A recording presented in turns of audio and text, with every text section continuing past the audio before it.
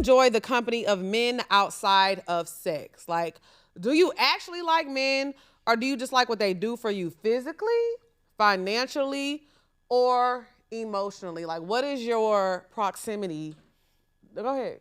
What is your proximity, to a man in your life? Like, if sex was completely off the table, do you think like you and this person would still be like hanging out? No romance, no finances, like us just hanging out. Like how me and you hang out. Mm-hmm. Would you have a man in your life like he is your lexp or your Lynn? Yeah. Yeah. Yeah. I actually like men for so many other reasons outside of sex because they really don't be great at that. Damn. A lot of the time. Yeah, you have to add that disclaimer because sometimes dick be good. Dick do be good. Tom! Sorry. Did you hear? She said, just got it so this morning, good. so it was real good. Dick do be good. Dick do be good, but I always talk about how, like, I don't know. It's not to say, like, men are interesting. I do feel like they're great for a lot of things outside of sex, though. Like, if you can find a genuine male friendship, men are great friends. They honest, they loyal. They gonna tell you the truth about yourself. They gonna tell you shit that your homegirls don't want to tell you because they got that filter of they're not as sensitive as we are.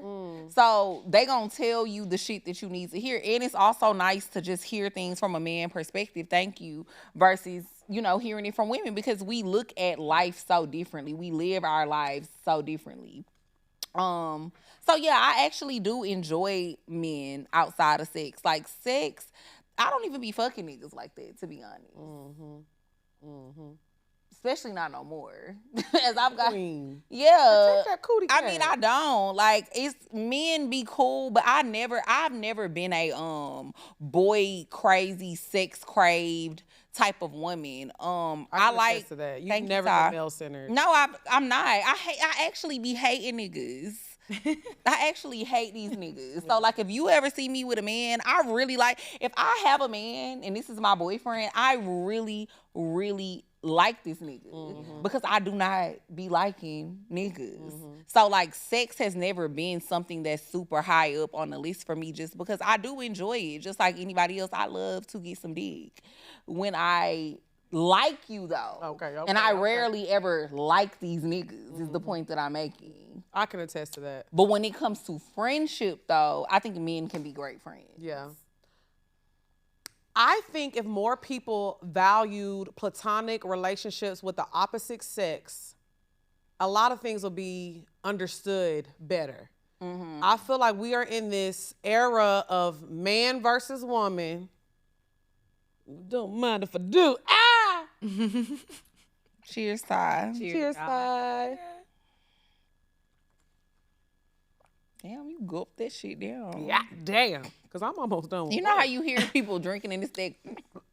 All right, continue. Finish what you getting me there.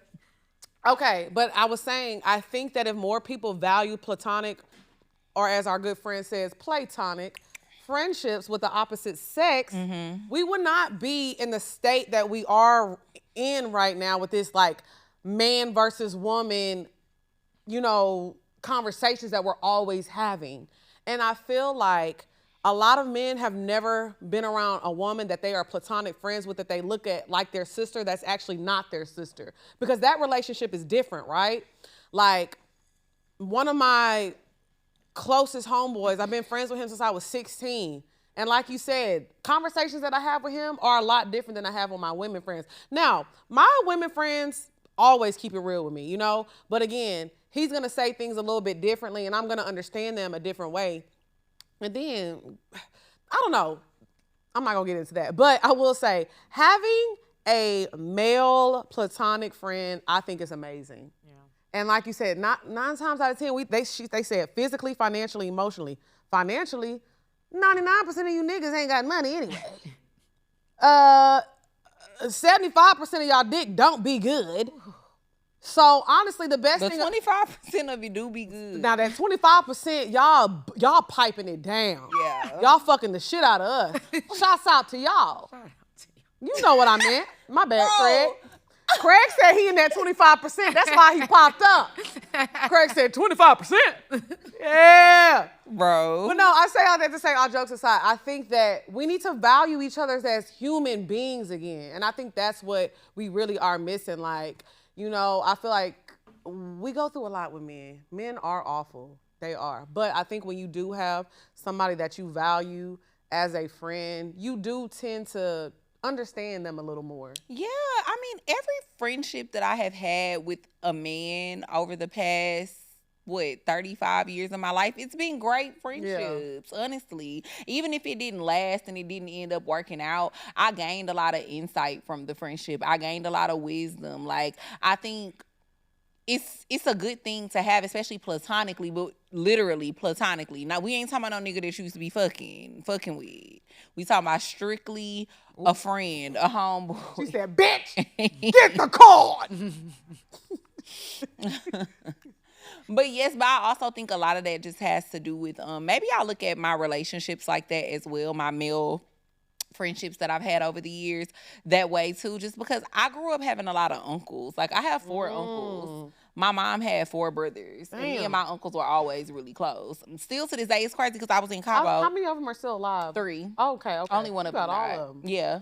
Well, I only got one left on each side. Yeah. I mean, I do, though. I have all 3 of my... well, not all 3. One of them did. But I have 3 of my uncles still living in... Your family be living a long time. Yeah, longevity is... Yeah. That's beautiful.